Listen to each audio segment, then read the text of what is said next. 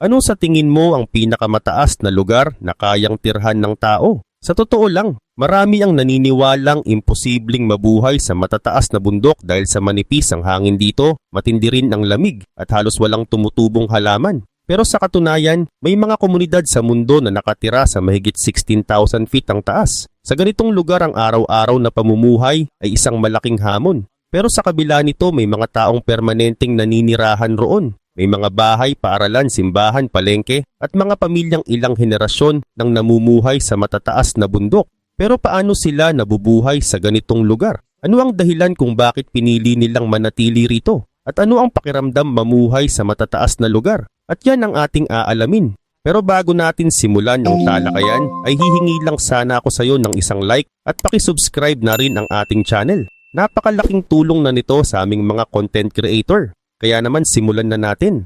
Number 15, Gasajong, Bhutan. Sa hilagang bahagi ng Bhutan malapit sa hangganan ng Tibet, matatagpuan ang Gasajong. Nasa humigit kumulang 2,800 meters o mahigit 9,400 feet ang taas nito mula sa dagat. Hindi ito ang pinakamataas na lugar sa listahang ito, pero isa ito sa mga pinakamalayong komunidad na may permanenteng naninirahan buong taon. Ang salitang Jong ay nangangahulugang isang malaking kuta na nagsisilbi ring opisina ng pamahalaan at monasteryo ng mga monghe. Kaya hindi lang ito simpleng baryo. Dito rin ginagawa ang maraming gawain ng lokal na pamahalaan. Itinayo ang Gasajong noong 17th century sa utos ni Jabdrung Ngawang Namgyal, ang lider na nagbuklod sa Bhutan. Pinili ang lokasyong ito dahil mataas ang lugar at madaling bantayan ang mga lambak sa paligid. Mahalaga rin ito noon sa depensa ng bansa, hindi madali ang buhay rito. Kapag taglamig, bumababa sa minus 10 degrees Celsius ang temperatura. Madalas ding umulan ng niebe kaya minsan ay nahihirapan ang mga tao sa paglalakbay. Simple lang ang pamumuhay ng mga residente. Karamihan sa mga bahay ay gawa sa bato at kahoy. Ang tubig ay galing sa mga bukal sa bundok. May maliit ding paaralan at health clinic para sa mga residente. Sa mga nakaraang taon, sinimulan ng Bhutan na ipakilala ang ecotourism sa lugar. Kilala ang Gasa sa magagandang hiking trail at natural na hot spring. Pero limitado pa rin ang development dahil gusto ng pamahalaan na mapanatili ang kalikasan at tahimik na pamumuhay ng komunidad. Hanggang ngayon nananatiling isa ang Gasajong sa mga pinakatahimik at pinaka-isolated na permanenteng komunidad sa Himalayas. Number 14, La Rinconada, Peru. May isang bayan sa mundo na napakataas, kaya maraming tao ang nahihirapang huminga kapag unang dumating doon. Pero nakakagulat, libu-libong tao pa rin ang pinipiling manirahan sa lugar na ito. Ang bayan na yon ay ang La Rinconada sa bansang Peru. Matatagpuan ito sa kabundukan ng Andes at nasa humigit kumulang 5,100 meters o mahigit 16,000 feet. Dahil dito kinikilala ito bilang pinakamataas na permanenteng pamayanan sa buong mundo. Dahil sobrang taas ng lugar, manipis ang hangin. Ibig sabihin mas kaunti ang oxygen na nalalanghap ng tao. Kahit simpleng paglalakad lang pwede na silang mapagod. Ang iba ay sumasakit ang ulo, nahihilo o nahihirapang huminga habang unti-unting nasasanay ang kanilang katawan. Halos wala ring mga puno sa paligid ng bayan. Masyado nang malamig at mataas ang lugar para sa normal na pagsasaka. Kaya karamihan sa pagkain at iba pang pangangailangan ay dinadala pa mula sa ibang bayan. Kung ganoon kahirap ang buhay rito, bakit may mga taong gustong tumira sa La Rinconada? Simple lang ang sagot, ginto.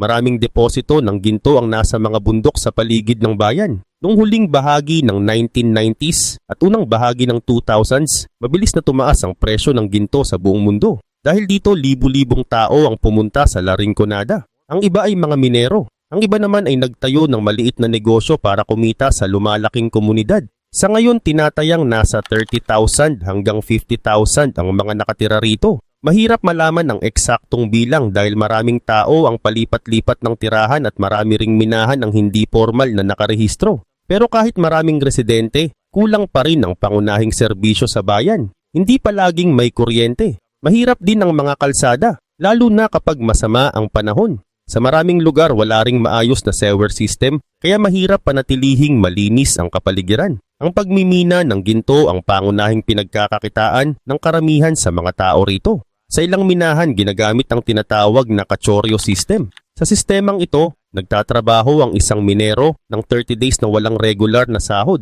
Pagkatapos ng 31st day, saka lang siya pinapayagang kumuha ng kahit gaano karaming gold o ang kaya niyang buhatin palabas ng minahan. Parang sugal ang sistemang ito. Kapag sinuwerte ang minero at nakakuha ng maraming ginto, maaari siyang kumita ng malaki. Pero kung kaunti lang ang makuha niya, halos wala rin siyang maiuuwi pagkatapos ng isang buwang trabaho.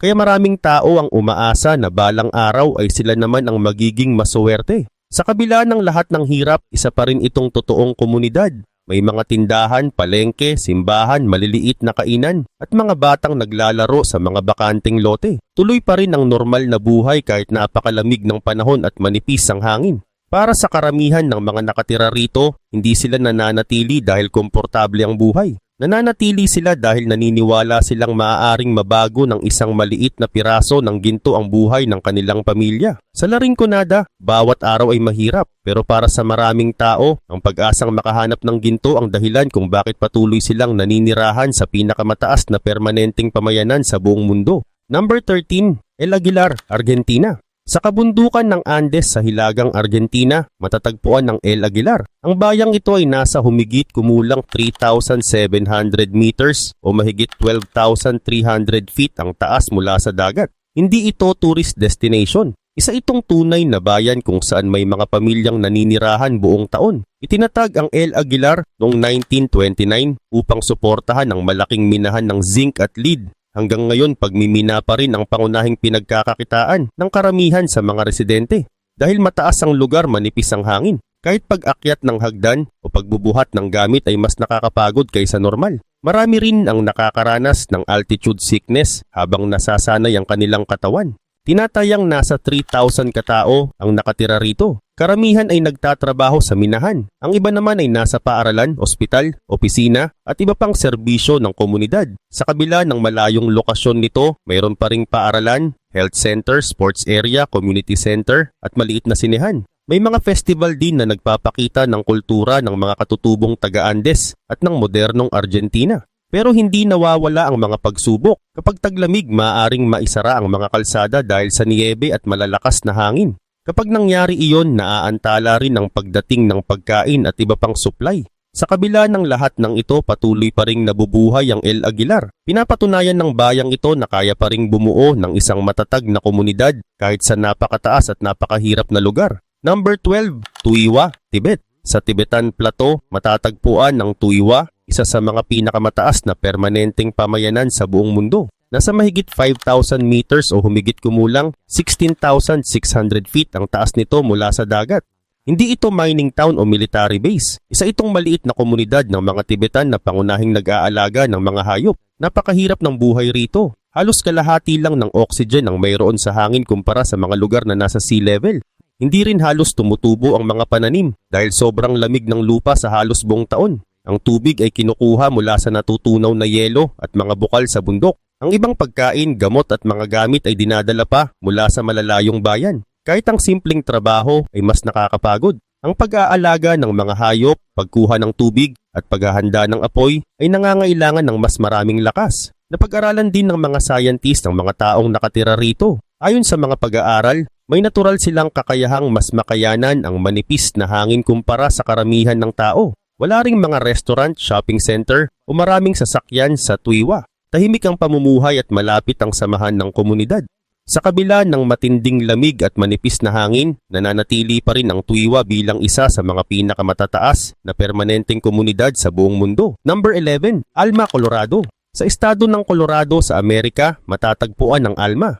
Nasa humigit kumulang 3,200 meters o mahigit 10,000 feet ang taas nito mula sa dagat. Ito ang pinakamataas na incorporated municipality sa buong Estados Unidos. Ibig sabihin, mayroon itong sariling lokal na pamahalaan at may mga taong permanenteng naninirahan rito. Nagsimula ang Alma bilang mining town noong 19th century. Opisyal itong naging bayan noong 1873 matapos madiskubre ang ginto, pilak, zinc at lead sa paligid nito. Sa kasalukuyan, maliit na lamang ang populasyon ng Alma. Marami sa mga residente ang nagtatrabaho sa kalapit na mga bayan at araw-araw na bumibiyahe sa kabundukan. Dahil mataas ang lugar, manipis din ang hangin. Mahaba rin ang taglamig at madalas ang pag-ulan ng niebe. Kaya ang mga bahay at sasakyan ay kailangang ihanda para sa matinding lamig. Sa kabila nito, tahimik at maayos ang komunidad.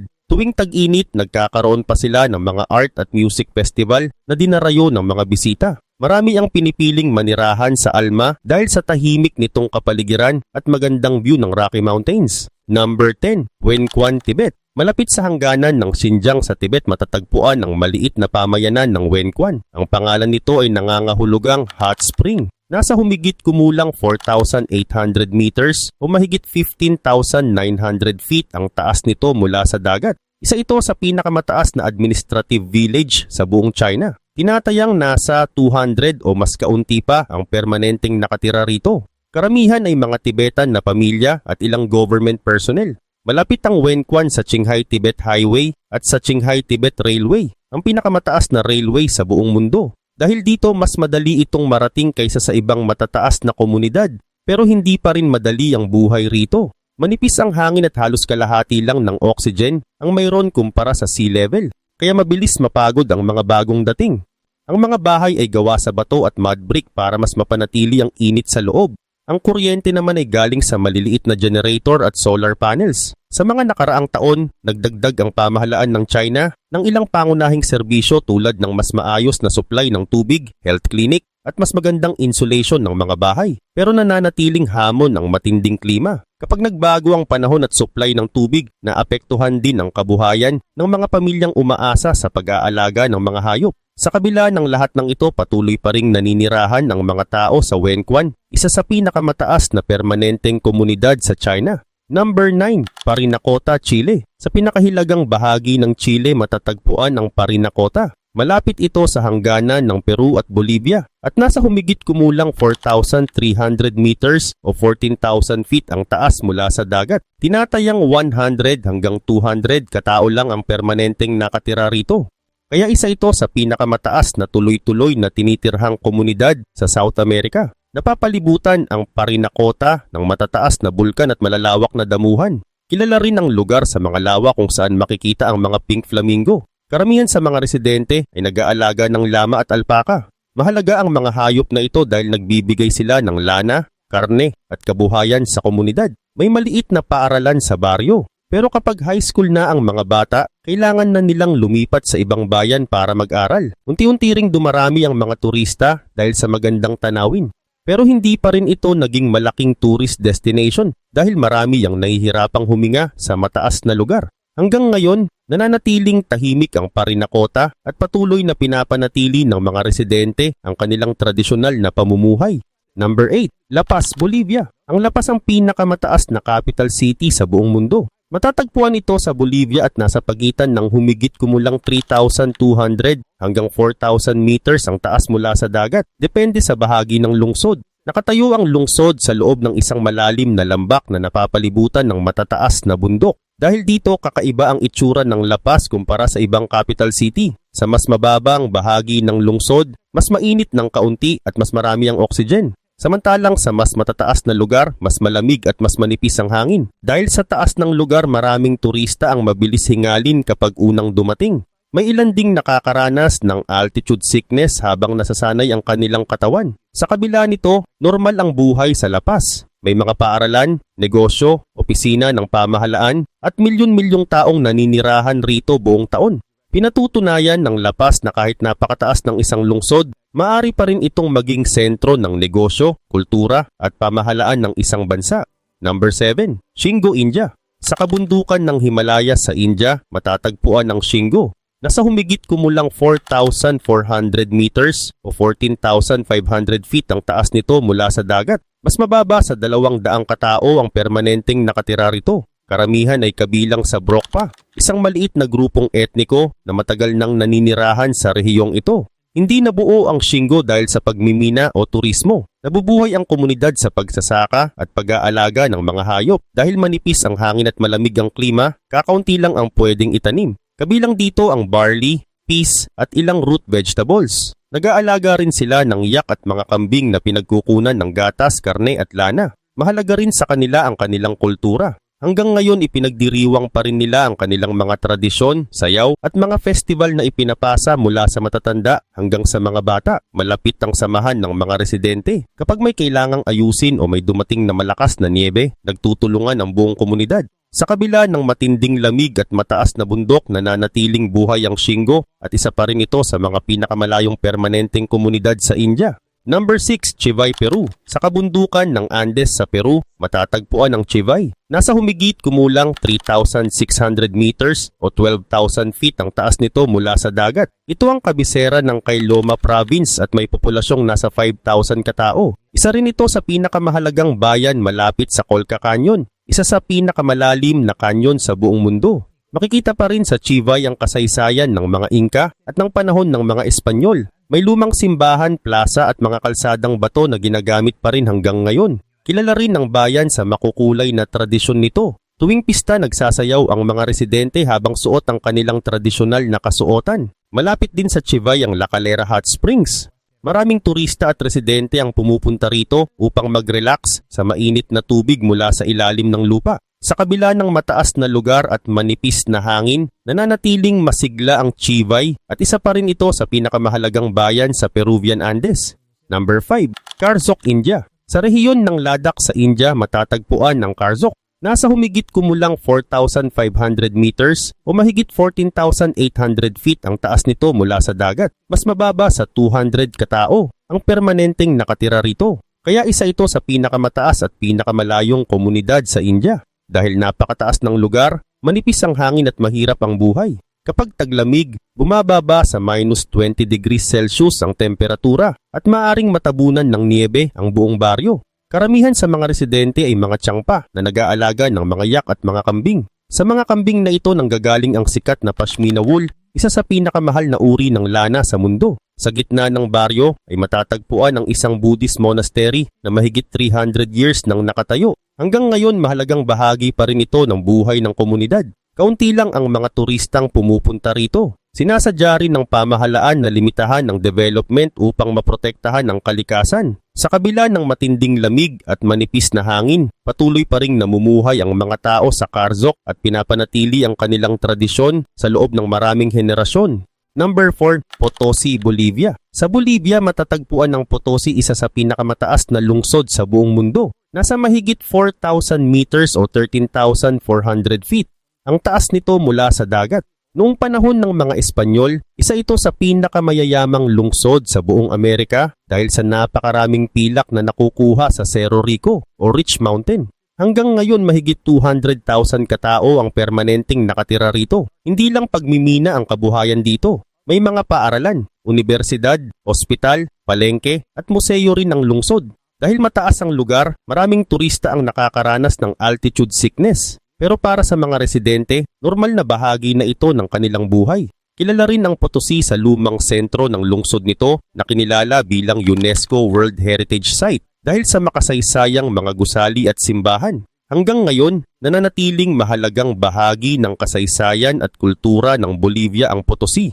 Number 3, Laya, Bhutan. Sa kabundukan ng Bhutan matatagpuan ang Laya, isa sa pinakamalayong permanenteng komunidad sa bansa. Nasa mahigit 12,000 feet ang taas nito mula sa dagat. Hindi madaling makarating dito. Kailangan munang bumiyahe ng ilang oras at pagkatapos ay maglakad sa bundok ng halos 2 days. Karamihan sa mga residente ay nag-aalaga ng mga yak. Nangongolekta rin sila ng cordyceps, isang uri ng fungus na ginagamit sa traditional medicine at may mataas na halaga. Kapag taglamig, bumababa sa minus 15 degrees Celsius ang temperatura. Kaya nananatili lang ang mga pamilya sa kanilang mga bahay habang inaalagaan ng kanilang mga hayop. Kilala rin ang mga babae sa Laya sa kanilang kakaibang tradisyonal na sombrero na isinusuot hanggang ngayon. Unti-unti nang dumarating ang internet at solar power sa komunidad. Pero marami pa ring kabataan ang lumilipat sa mga lungsod para mag-aral o magtrabaho. Sa kabila nito, nananatiling buhay ang mga tradisyon ng Laya hanggang sa kasalukuyan. Number 2, Wolong, China.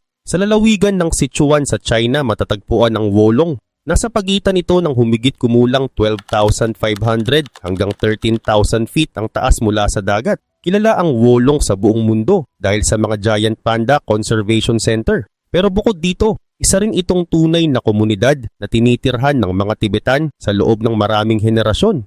Noong 1980s, itinayo rito ang isa sa pinakamahalagang panda research center sa buong mundo. Simula noon dumami ang mga scientist at conservationist na pumupunta sa lugar. Patuloy ding pinag-aaralan dito kung paano naaapektuhan ng climate change ang mga bundok, kagubatan at mga hayop na nakatira sa rehiyon. Sa kabila ng modernong research facilities, nananatili pa rin ang tradisyonal na pamumuhay ng maraming residente. Pinapatunayan ng Wolong na maaaring magsama ang kalikasan, siyensya at komunidad sa iisang lugar. Kaya ito ang nangunguna sa listahan ng pinakamataas na permanenteng komunidad sa mundo. Number 1, Chenek at Ambaras, Ethiopia. Sa Simien Mountains ng Ethiopia matatagpuan ang mga komunidad ng Chenek at Ambaras. Ang mga lugar na ito ay nasa pagitan ng humigit kumulang 3,600 hanggang mahigit 4,000 meters ang taas mula sa dagat. Karamihan sa mga residente ay mga magsasaka. Nagtatanim sila ng barley, wheat, teff at iba pang pananim na kayang mabuhay sa malamig na klima. Manipis din ang hangin sa lugar kaya maraming dumarating ang madaling hingalin. May mga paaralan at simpleng health clinic pero sa ilang komunidad kailangang maglakad ng malayo ang mga bata para makapasok sa klase. Sa kabila ng mahirap na buhay, patuloy pa ring naninirahan ang mga pamilya rito at ipinapasa ang kanilang kultura sa bawat henerasyon.